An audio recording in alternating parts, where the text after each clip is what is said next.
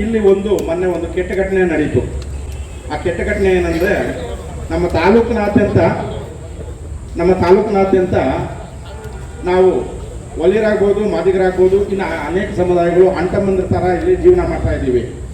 So ಯಾರೋ ಒಬ್ಬರು ಒಂದು ಸಮುದಾಯನ ಕೀಳಾಗಿ ಮಾತಾಡ್ತಕ್ಕಂಥದ್ದು ಎಷ್ಟು ಮಟ್ಟಿಗೆ ನ್ಯಾಯ?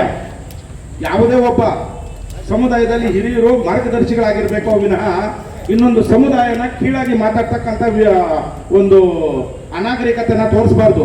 ಇಲ್ಲಿ ತುಂಬಾ ಜನ ಮಾತಾಡಿದ್ರು, ಹಿರಿಯರು ತುಂಬಾ ಜನ.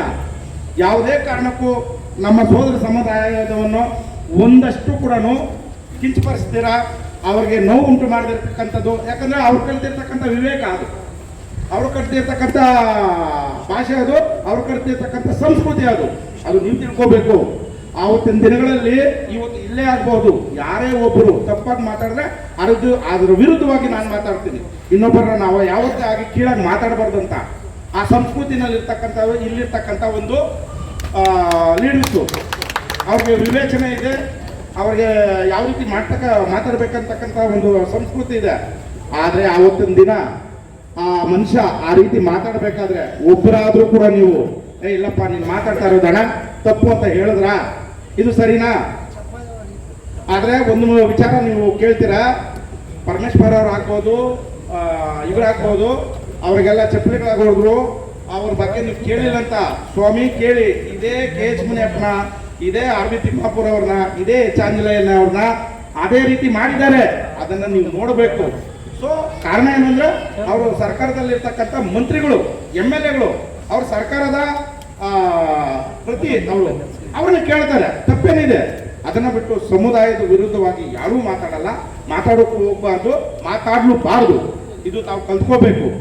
ಅದು ಬಿಟ್ಟು ಇನ್ನ ಕೆಲವೆಲ್ಲ ಮಾತಾಡಿದ್ರ ನನಗೆ ನೋವಿದೆ. ನನಗೆ ಏನಂತ ಗೊತ್ತಾ, ಎಡಗೈ ಏನು ಕೆಲ್ಸಕ್ಕೆ ಬರುತ್ತೆ, ಮತ್ತೆ ಅವರೆಲ್ಲ ಹೆಂಗೋ ಬದುಕ್ತಾ ಇದ್ದಾರೆ, ಅದೇನು ಡಕಾಯ್ತರ ಮಾಡ್ಕೊಂಡು. ಯಾಕ್ರಿ ಸ್ವಾಮಿ ಹಂಗೆಲ್ಲ ಮಾತಾಡ್ತೀರ ನೀವು? ತಪ್ಪಲ್ವಾ ನಿಮ್ಗೆ? ತಪ್ಪನ್ಸಿಲ್ವಾ ನಿಮ್ಗೆ? ಯಾರಾದ್ರೂ ಆಗ್ಲಿ ಅಲ್ಲಿರ್ತಕ್ಕಂಥವ್ರು ಯಾರಾದ್ರೂ ಒಬ್ಬರಾದ್ರೂ ಕೇಳಿದ್ರ ಇಲ್ಲ ನೀವು ತಪ್ಪು ಮಾಡ್ತಾ ಇದ್ದೀರಂತ?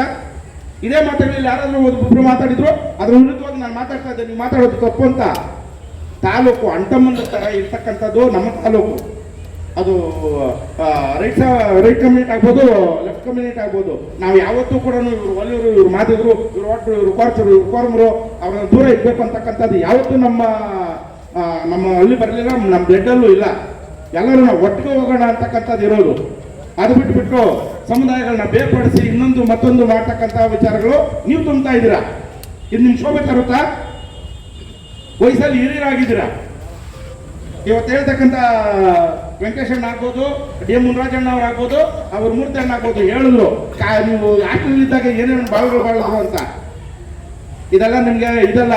ಮತ್ತೆ ಇಲ್ಲಿನ ನಮ್ಮ ಹೊಸಕೋಟೆ ತಾಲೂಕಲ್ಲಿ ಯಾವುದೇ ಒಂದು ನಾವು ದಲಿತರು ಅಸ್ಪೃಶ್ಯರು ನಾವು ಒಟ್ಟಿಗೆ ಇರ್ಬೇಕಂತಕ್ಕಂಥ ಒಂದು ವಿಚಾರ ನಾನು ಹೇಳ್ತೀನಿ. ಹಾಗಾಗಿ ಕೇಳಿ, ನಿಮಗೆ ಗೊತ್ತಿಲ್ಲದಿರ್ತಕ್ಕಂಥದ್ದು ಯಾರೋ ಬಾಬಾ ಸಾಹೇಬರು ಬೇರೆ ಅಲ್ಲ, ಜಗಜೀವನ್ ರಾಮ್ ಬೇರೆ ಅಲ್ಲ. ನಿಮ್ಗೆ ಏನ್ ಗೊತ್ತಾ, ಇಡೀ ಬೇರೆ ಬೇರೆ ಜಿಲ್ಲೆ, ಬೇರೆ ಬೇರೆ ರಾಜ್ಯಗಳಲ್ಲಿ, ಬೇರೆ ಬೇರೆ ಸ್ಟೇಟ್ಗಳಲ್ಲಿ ಬೇರೆ ಬೇರೆ ರೀತಿ ಇದೆ. ಆದ್ರೆ ಅವರಿಬ್ರು ಒಂದೇ ಕುಲದ ಅಣ್ತಮ್ಮಂದ್ರು. ಅದು ಗೊತ್ತಾ ನಿಮಗೆ? ನಾವು ಅವ್ರ ರಕ್ತ ರೀ ಅಂತ ಹೇಳ್ತಾ ಇದ್ರ, ನಾವು ಕೂಡ ಅವ್ರ ರಕ್ತನೇ ಸ್ವಾಮಿ. ಅದು ನಿಮ್ಗೆ ಗೊತ್ತಾ? ಅವ್ರ ಮೂಲ ಕಸಬು ಏನನ್ನೋದು ನಮಗ್ ಗೊತ್ತು. ಅವ್ರನ್ನ ಯಾವತ್ತೂ ಕೂಡ ನಮ್ಮವರೇ ಅಂತ ನಾವು ಮಾತಾಡಿಲ್ಲ ಎಲ್ಲೂ ಕೂಡ. ಅವರು ವಿಶ್ವಮಾನವರು, ಶೋಷಿಸಿದ ಸಮುದಾಯಗಳಿಗೆ ದಾರಿ ದೀಪ ಆಗಿರ್ತಕ್ಕಂಥವ್ರು. ಇವತ್ತೇನಾದ್ರೂ ನಾವೇನಾದ್ರೂ ಇಲ್ಲಿ ಬದುಕಿದ್ದೀವಿ, ಒಂದು 4 ಅಕ್ಷರ ಕಲಿತಾ ಇದ್ದೀವಿ, ಇಲ್ಲ ನಮ್ಮ ಕೆಲಸಗಳು ಇನ್ನೊಂದು ಮತ್ತೊಂದು ಸಿಗ್ತಾ ಇದೆ ಅಂತಕ್ಕಂಥದ್ದು ಅದು ಅಂಬೇಡ್ಕರ್ ಸಾಹೇಬರಿಂದ. ಅದು ಗೊತ್ತಾ ನಿಮ್ಗೆ? ನಮ್ಗೆ 10 ವರ್ಷಗಳ ಕಾಲ ಬರೀ ಮೀಸಲಾತಿ ಇತ್ತು, ಅದು ಗೊತ್ತಾ? ನೀವು ಓದ್ಕೋಬೇಕಾದ್ರೆ ಓದ್ಕೋಬೇಕು, ಏನೋ ಸಂವಿಧಾನ ಓದ್ಕೋಬೇಕು. ಓದ್ಕೊಂಡಿದ್ರ? 10 ವರ್ಷಗಳ ಕಾಲ ನಮ್ಗೆ ಸಂವಿಧಾನ ಮಾತ್ರ ಇತ್ತು. ಬಾಬಾ ಸಾಹೇಬರು ಸಂವಿಧಾನ ಬರೆದ ಮೇಲೆ 6 ವರ್ಷಕ್ಕೆ ತೀರ್ಕೊಂತಾರೆ. ಅವರು 10 ವರ್ಷಕ್ಕೆ ಕ್ಲೋಸ್ ಮಾಡ್ಬೇಕಾಗಿತ್ತಲ್ವಾ? ಯಾಕಾಗಿಲ್ಲ? ಯಾರೋ ಅವರು ನಿಮ್ಮ ಸಮುದಾಯದವರು ಅಲ್ಲಿರ್ತಕ್ಕಂಥ ಅಲ್ಲಿ ಸಂವಿಧಾನ ಕಾಪಾಡ್ತಕ್ಕಂಥ ವಿಚಾರದಲ್ಲಿ ಇವತ್ತು ರಿಸರ್ವೇಶನ್ ಹಂಗೆ ಉಳ್ಕೊಂಡು ಬಂದಿದೆ. ಅದು ಯಾರಂತ ಗೊತ್ತಾ? ಕರಡ ಸಮಿತಿನಲ್ಲಿ ಯಾರ್ಯಾರು ಇದ್ರು ಅಂತ ಗೊತ್ತಾ? ಯಾರು ಬಾಬು ಜಗಜೀವನ್ ರಾಮ್ ಅವರು ಯಾರವನು, ಏನವನು, ಏನಕ್ಕೆ ಹೆಂಗ್ ಮಾತಾಡ್ತೀರಾ? ನಾವು ಬಾಬಾ ಸಾಹೇಬ್ರು ನಮ್ಮ ದೇವರು ಅಂತ ಹೇಳ್ತೀವಿ, ನಮ್ಮ ರಕ್ತ ಅಂತ ನಾವು ಹೇಳ್ಕೊಂತೀವಿ. ಅರ್ಥ ಆಯ್ತಾ? ಆದ್ರೆ ಅವರು ಸ್ವಾರ್ಥದಿಂದ ಹೇಳ್ಬೋದಾಗಿರ್ತಕ್ಕಂಥದ್ದಲ್ಲ. ಈ ಇಡೀ ಮನುಕುಲಕ್ಕೆ ಏನು ಇರ್ತಕ್ಕಂಥ ಭಾರತ ದೇಶದಲ್ಲಿ ಮಹಿಳೆಯರು, OBCಗಳು ಎಲ್ಲರಿಗೂ ಕೂಡ ಈ ದೇಶದಲ್ಲಿ ಬದುಕ್ತಕ್ಕಂಥ ಪ್ರತಿ ಮನುಷ್ಯನಿಗೂ ಕೂಡ ಅಧಿಕಾರ ಕೊಟ್ಟಿರ್ತಕ್ಕಂಥವನು, ಸ್ವಾಭಿಮಾನಿ ಜೀವನ ಕೊಟ್ಟಿರ್ತಕ್ಕಂಥವನು ಅಂಬೇಡ್ಕರ್. ಅವ್ರನ್ನ ಬಿಟ್ಬಿಟ್ಟು ಸಮುದಾಯಕ್ಕೆ ಫಿಕ್ಸ್ ಮಾಡ್ತಿರ್ತಕ್ಕಂಥ ವಿಚಾರಗಳನ್ನ ಮಾತಾಡ್ತಾರೆ ನೀವು. ಅವ್ರದ್ದು ಮೂಲ ಏನು, ಅವ್ರದ್ದು ತಳ ಏನು, ಬುಡ ಏನು, ಮಹಾರಾಷ್ಟ್ರದಲ್ಲಿ ಅವ್ರು ಯಾವ ಕಾಲಮಲ್ಲಿ ಇದ್ದಾರೆ, ಯಾವ ಸಂಬಂಧಿತ ಜಾತಿಗಳಲ್ಲಿ ಇದ್ದಾರೆ ಅನ್ನೋದು ತಿಳ್ಕೊಳ್ಳಿ ಬರ್ತೀವಿ ನೀವು. ಅರ್ಥ ಆಯ್ತಾ? ಅದನ್ನ ನೀವು ಮಾತಾಡ್ಕೊಂತೀರಾ. ಪ್ರಕಾಶ್ ಅಂಬೇಡ್ಕರ್ ಅವರು ಹೇಳಿದ್ರೆ ಒಳ ಮೀಸಲಾತಿ ಯಾಕಿನ್ನ ಜಾರಿಗೆ ಮಾಡಿಲ್ಲ ಅಂತ ಗೊತ್ತಾ ನಿಮಗೆ?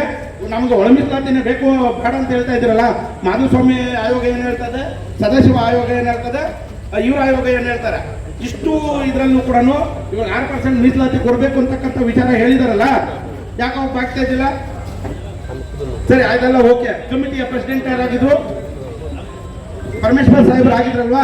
ಲೋಪದೋಷಗಳಿದ್ರೆ ಅದನ್ನು ಸರಿಪಡಿಸ್ತಕ್ಕಂಥದ್ದು ಮಾಡಬೇಕು. ಅದು ಕೆ ಎಸ್ ಮುನಿಯಪ್ಪ ಆಗ್ಬೋದು, ಅದು ಇವರಾಗ್ಬೋದು, ಮಾದೇವಪ್ಪ ಆಗಿರ್ಬೋದು, ಖರ್ಗೆ ಸಾಹೇಬ್ರು ಆಗಿರ್ಬೋದು, ಯಾರೇ ಆಗಿರ್ಬೋದು, ಅವರು ಲೋಪದೋಷಗಳನ್ನು ಸರಿಪಡಿಸಬೇಕು. ಹಾಗೆ 100 ದಿನದ ಮೇಲೆ ಆಯ್ತು, 6 ತಿಂಗಳ ಮೇಲೆ ಆಯ್ತು, ಇಲ್ಲಿವರೆಗೂ ಅದರ ಬಗ್ಗೆ ಇದು ತೆಗೆದ್ರೆ ಕೋಸ್ಟಲ್ ಬಿಂದು ತಪ್ಪಾಗಿದೆ. ಆಯ್ತು, ತಪ್ಪಾಗಿದೆ, ನೀವು ಕೇಳಿ ಸ್ವಾಮಿ, ಸರ್ಕಾರದಲ್ಲಿ ಕೇಳಿ. ಯಾರಿಗೂ ಕೂಡ ನಮಗೆ ಇಷ್ಟು ಪಾಲು ಅಂತಕ್ಕಂಥ ವಿಚಾರಗಳಿದೆಯಲ್ಲ, ನಿಮಗೆ ಏನಾದರೂ ತೊಂದರೆ ಆಗಿದ್ದಲ್ಲಿ ನೀವು ಸರ್ಕಾರದ ವಿರುದ್ಧವಾಗಿ ಪ್ರತಿಭಟನೆ ಮಾಡ್ಕೊಳ್ಳಿ. ನೀವು ಅದನ್ನ ಅದೇ ನಿಮ್ಗೇನು ಸಿಗಬೇಕು ಆ ಪಾಲು ತಗೊಳ್ಳಿ, ನಾವು ನಿಮ್ಮ ಜೊತೆ ಕೈ ಜೋಡಿಸ್ತೀವಿ. ಅದನ್ನ ಬಿಟ್ಟು ನಮ್ಮ ತಾಲೂಕು ನೀಟಾಗಿದೆ. ಒಲಿಯರು, ಮಾದಿಗರು, ವಾಟ್ರು, ಕೊರ್ಚರು, ಕೊರಮರು ಎಲ್ಲ ಅಂತಕ್ಕಂಥದ್ದು ಯಾರಲ್ಲೂ ಕೂಡ ಭೇದ ಭಾವವಿಲ್ಲ, ಸಂಘರ್ಷಗಳಿಲ್ಲ. ಅದನ್ನ ಹುಡುಗರಲ್ಲಿ ಒಳ್ಳೆ ವಿಚಾರನ ತಿಳಿಸೋದು ಬಿಟ್ಬಿಟ್ಟು ಬೆಂಕಿ ಹಚ್ತೀರಾದ್ರಿ ಸ್ವಾಮಿ ನೀವು. ಇದು ನಿಮ್ಮ ಮರ್ಯಾದಿನ? ತಿರ್ಗಾ ಹಿರಿಯ ಮುಖಂಡರು ನೀವು ಯಾವತ್ತೂ ನೋಡಿ ಅವ್ರ ಸಮುದಾಯದ ಸಂಘಟನೆ ಅವರು ಮಾಡ್ಕೊಳ್ಳಿ, ನಮ್ದು ಯಾರ್ದು ತಕರಾಲಿಲ್ಲ, ಎಲ್ಲರೂ ಕೂಡ ಮಾಡ್ಕೊಳ್ತಾರೆ ಅವ್ರವ್ರ ಸಮುದಾಯದ ಸಂಘಟನೆಗಳು, ತಪ್ಪಿಲ್ಲ. ಆದರೆ ಇನ್ನೊಂದು ಸಮುದಾಯನ ಗೌರವಿಸಬೇಕು, ಅದು ನಾವು ಕಲ್ತಿರ್ತಕ್ಕಂಥದ್ದು.